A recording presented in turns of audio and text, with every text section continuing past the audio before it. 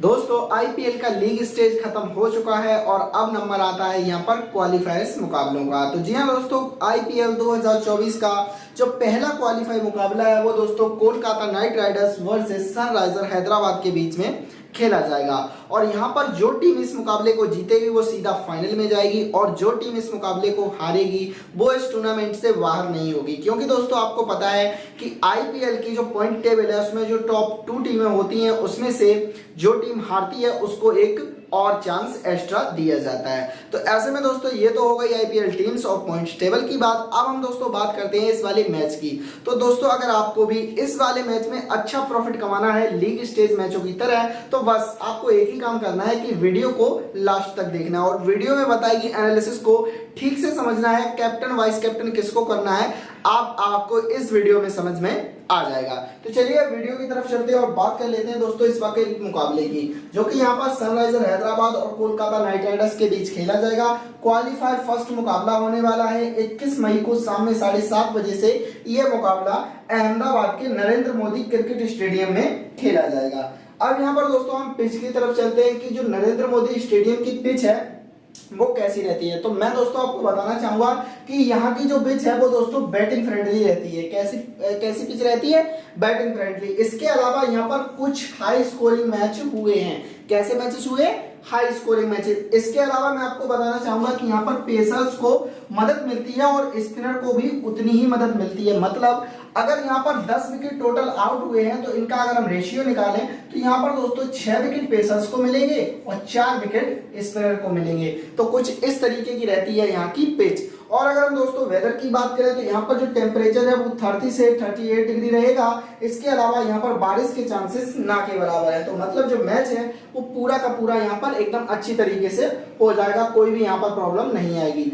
अब यहाँ पर दोस्तों हम टेलीग्राम की भी बात कर लेते हैं कि टेलीग्राम को अगर अभी तक आपने हमारी ज्वाइन नहीं किया है तो इसको जरूर ज्वाइन कर लीजिए, क्योंकि आगे वर्ल्ड कप भी आने वाला है। तो अगर आप न्यू यूजर हैं टेलीग्राम को ज्वाइन कैसे करना है चलिए बता देते हैं। सबसे पहले आप जो वीडियो देख रहे हो उसके नीचे आपको सब्सक्राइब का बटन दिख रहा होगा, तो चैनल को जैसे ही सब्सक्राइब करेंगे इसके बाद आपको मोर बटन दिख रहा हो तो मोर बटन पे क्लिक करेंगे। उसके बाद आप इस वाले पेज पे आ जाएंगे। यहाँ पर आपको हमारे टेलीग्राम चैनल का लिंक मिल जाएगा। किसी भी लिंक पर अगर आप क्लिक करेंगे तो आप हमारे टेलीग्राम चैनल के पेज पर खुल जाएंगे। यहाँ पर आप देख सकते हैं कि 32,000 लोगों ने ज्वाइन करके रखा है। नीचे आपको ज्वाइन बटन मिल जाएगा, क्लिक करेंगे फ्री ऑफ कॉस्ट ज्वाइन हो जाएंगे। इसके लिए आपको एक भी पैसा नहीं देना पड़ता है। या फिर आप अगर डायरेक्ट ज्वाइन करना चाहते हैं तो टेलीग्राम पे जाकर सर्च कर सकते हैं @DTV फैमिली टीम, और जो चैनल सर्च में टॉप पे आता है या फिर जिसके सबसे ज्यादा सब्सक्राइबर होते हैं उसको आप ज्वाइन कर सकते हैं। अब दोस्तों अब हम बात करते हैं जो अहमदाबाद की पिच है, यहाँ का जो वेन्यू है उसके अगर हम वेन्यू स्टेट्स की बात करें तो वो कुछ इस तरीके का रहता है। टोटल आईपीएल मैचेस की बात करें तो 33 आईपीएल के मैचेस अभी तक यहाँ पर खेले गए हैं, जिसमें जो टीम पहले बैटिंग की है वो 14 मैच जीती है और बाद में बैटिंग करने वाली टीम यहाँ पर 18 मैच जीती हुई है। एवरेज स्कोर की बात करें तो 168 रन, हाईएस्ट स्कोर 233 और लोएस्ट स्कोर यहाँ पर 89 रन बना हुआ है। अब स्कोरिंग पैटर्न की भी बात कर लेते हैं क्योंकि ये बहुत जरूरी है। तो 150 से कम का स्कोर यहाँ पर 8 बार बना है और 150 से 169 का स्कोर यहाँ पर 8 बार बना है। 170 से 189 के बीच का स्कोर यहाँ पर 9 बार बना है और 100 से 90 से ज्यादा का स्कोर यहाँ पर 9 बार बना हुआ है। तो जैसा कि हमने आपको बताया कि ये हाई स्कोरिंग पिच रहती है, यहाँ पर रन बनते हैं। इसके अलावा यहाँ पर पेसर्स को भी मदद मिलती है, ये चीज आपको ध्यान रखनी है। अब यहाँ पर दोस्तों हम रिसेंट मैचेस की बात कर लेते हैं कि यहाँ पर जो कुछ मैचेस खेले गए हैं उनका रिजल्ट क्या रहा था, आखिर उनमें किसको विकेट मिले थे, कितने रन बने थे। तो ये जानने के लिए हम देखेंगे recent match on this venue. तो देखिए जीटी का मुकाबला हुआ है सीएसके के साथ। तो जीटी यहाँ पर 231 पे 3 और सीएसके 196 पर 8। आप यहाँ पर देख सकते हैं कि पेसर्स को मिले हैं 7 विकेट और स्पिनर को मिले हैं यहाँ पर 2 विकेट। एक और मुकाबला देखते हैं जिसमें आप देख सकते हैं जीटी 200 और उसके बाद आरसीबी 206 और यहाँ पर देखिए आप पेसर्स को मिला है 1 विकेट और स्पिनर को मिले हैं यहाँ पर 3 विकेट। एक और मुकाबले की बात करें तो जीटी 89 पर 10 और डीसी 92 पर 4। तो यहाँ पर देख सकते हैं कि पेसर्स को मिले हैं 9 विकेट और स्पिनर को मिले हैं यहाँ पर 4 विकेट। अब अगर हम दोस्तों लास्ट के 10 मैचेस की बात करें कि यहाँ पर जो लास्ट 10 मैचेस हुए हैं उसमें क्या रेशियो रहता है विकेट्स का, तो 75% जो विकेट है वो पेसर्स को मिले हैं और 25% विकेट यहाँ पर स्पिनर को मिले हुए हैं। तो मतलब यहाँ पर अगर 100 विकेट गिरते हैं तो 100 विकेट में से यहाँ पर 75 विकेट पेसर्स को मिले हैं और 25 विकेट यहाँ पर स्पिनर को मिले हुए हैं, जैसा कि हमने वीडियो की शुरुआत में ही रेशियो आपको बता दिया था।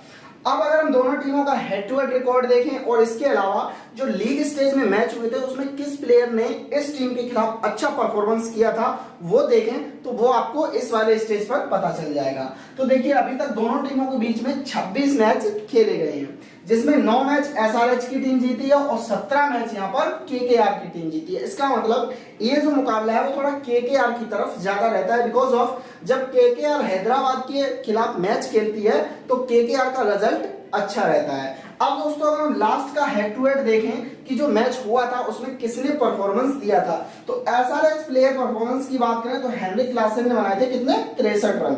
इसके अलावा अभिषेक शर्मा ने बनाए थे 32 और टी नटराजन ने लिए थे 3 विकेट। और अगर हम दोस्तों और बात करें तो मयंक मार्कंडे ने लिए थे यहाँ पर 2 विकेट। अब दोस्तों केकेआर के भी परफॉर्मेंस की बात कर लेते हैं तो यहाँ पर देखिए आंद्रे रसल ने बनाए थे 64 रन नॉट आउट। इसके अलावा फिलिप साल्ट ने बनाए थे 54, लेकिन वो इस मुकाबले के लिए अवेलेबल नहीं है। हर्षित राणा ने लिए थे 3 विकेट और यहाँ पर आंद्रे रसल ने भी लिए थे 2 विकेट। तो इसमें जो कैप्टन हमने किया था वो किया था यहाँ पर आंद्रे रसल को। किसको किया था? इस मुकाबले के लिए जो कैप्टन के पिक थे वो हमारे थे आंद्रे रसल। इस मुकाबले के कैप्टन के पिक कौन होंगे वो आपको वीडियो में आगे पता चल जाएगा। तो अब हम चलते हैं अगले टॉपिक पर और बात कर लेते हैं यहाँ पर दोनों टीमों का जो रिसेंट परफॉर्मेंस है वो कैसा है।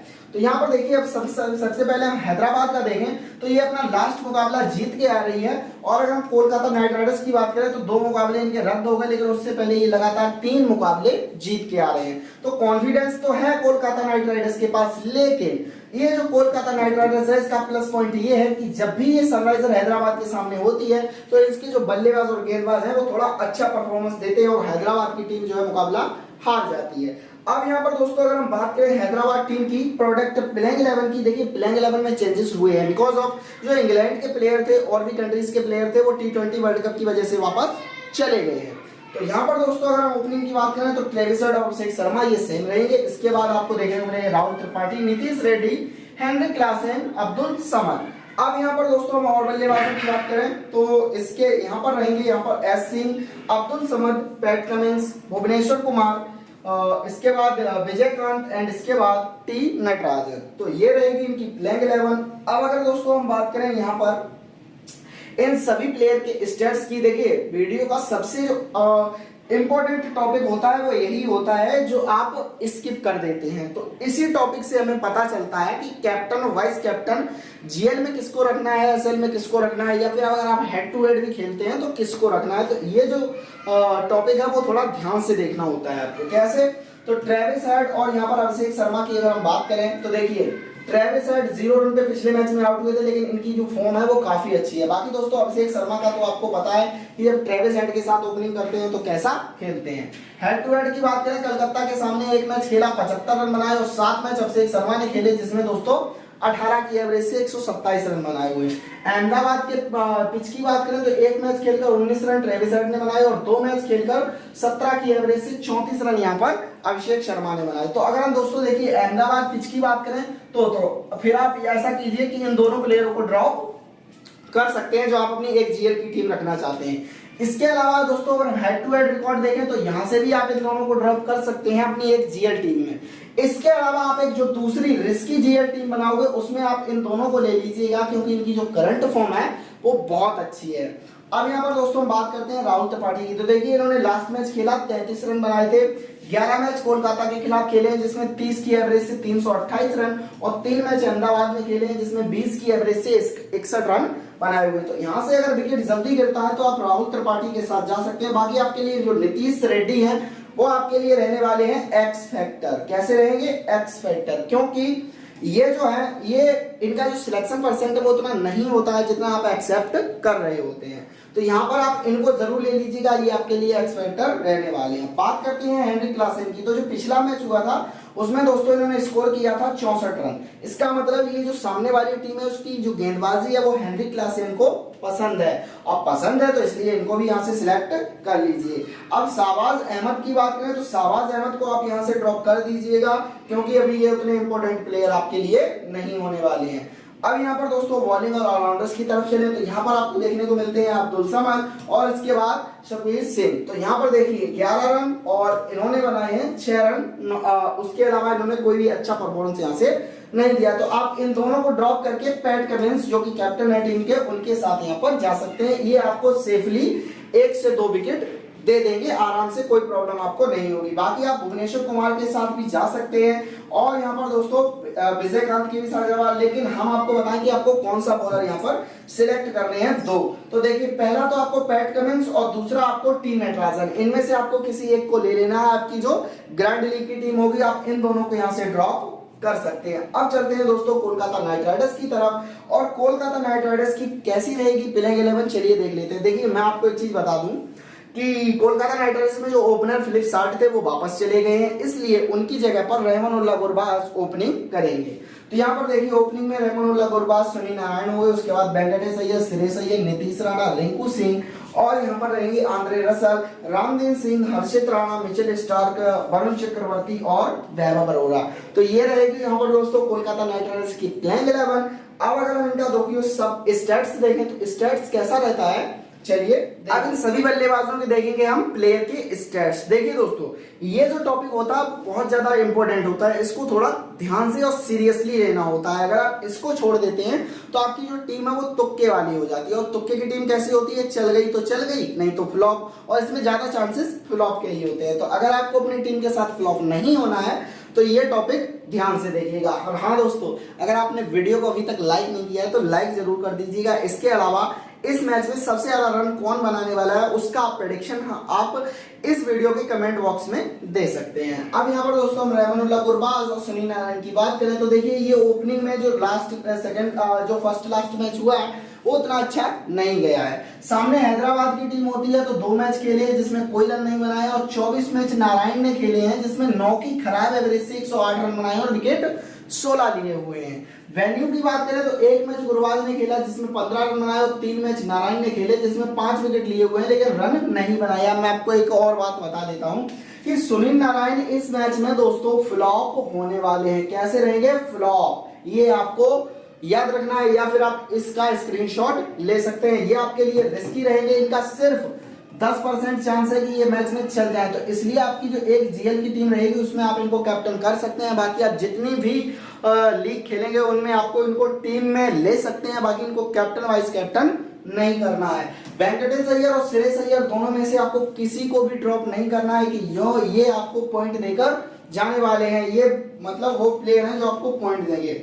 नीतीश राणा के साथ आप थोड़ा सा रिस्क ले सकते हैं। कैसा रिस्क रहेगा, आपको क्या करना है, नीतीश राणा और रिंकू सिंह में से किसी एक प्लेयर को सिलेक्ट करना है। किसको सिलेक्ट करना है, किसी एक को, बिकॉज ऑफ अगर आप यहाँ पर दोनों प्लेयर को लेते हैं और ये थोड़ा लंबा खेल जाते हैं उसके बाद आप नीतीश राणा को स्किप करेंगे और रिंकू सिंह के साथ जाएगी टीम, क्योंकि रिंकू सिंह बेस्ट फिनिशर है और अच्छे रन बनाते हैं। लेकिन अगर यहाँ से कोई विकेट जल्दी गिर जाता है तो वो जो है वो नीतीश राणा के साथ जाना पड़ेगा टीम को, और इसके बाद रिंकू सिंह आएंगे तो उनको भी यहाँ पर बैटिंग करनी पड़ेगी। तो दबाव में जो है वो रिंकू सिंह उतना अच्छा नहीं खेल पाते हैं, तो ऐसे में आप रिंकू सिंह के साथ जा सकते हैं, नीतीश राणा पे थोड़ा सा रिस्क ले सकते हैं। अब अगर दोस्तों हम बात करें आंद्रे रसल और रामदीन सिंह की, तो देखिए आंद्रे रसल ने जो पिछला मैच हुआ था हैदराबाद के खिलाफ उसमें दोस्तों 3 विकेट लिए हुए थे और इसके अलावा 64 रन नॉट आउट बनाए थे। कैसे बनाए थे, 64 रन नॉट आउट। तो जो सामने वाली टीम की गेंदबाजी और बल्लेबाजी है उसको अच्छी तरीके से जानते हैं आंद्रे रसल। तो ऐसे में आप क्या कर सकते हैं, आंद्रे रसल को कैप्टन या फिर वाइस कैप्टन करने के साथ साथ जा सकते हैं। अब दोस्तों अगर हम हर्षित राणा की बात करें तो पिछले 3 मैचों से लगातार ये 2, 3 और 2 विकेट आराम से ले रहे हैं, तो ऐसे में आप इनको ड्रॉप नहीं कर सकते।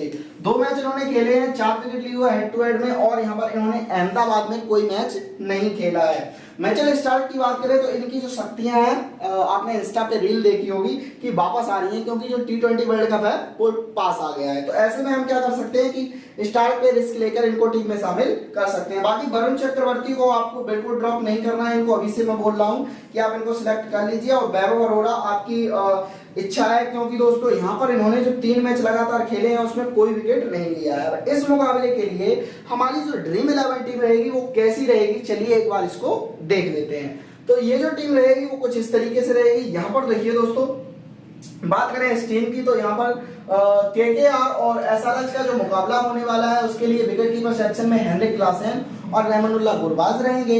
बैटर्स में यहाँ पर ट्रेविस हेड, अभिषेक शर्मा, वेंकटेश अय्यर, श्रेयस अय्यर, इन दोनों को मैंने बोला था आपको ले लेना है। इसके बाद ऑलराउंडर्स की बात करें तो आंद्रे रसल, सुनील नारायण और यहाँ पर रहेंगे नीतीश रेड्डी। और बॉलिंग की बात करें तो यहाँ पर वरुण चक्रवर्ती और टी नटराजन रहेंगे।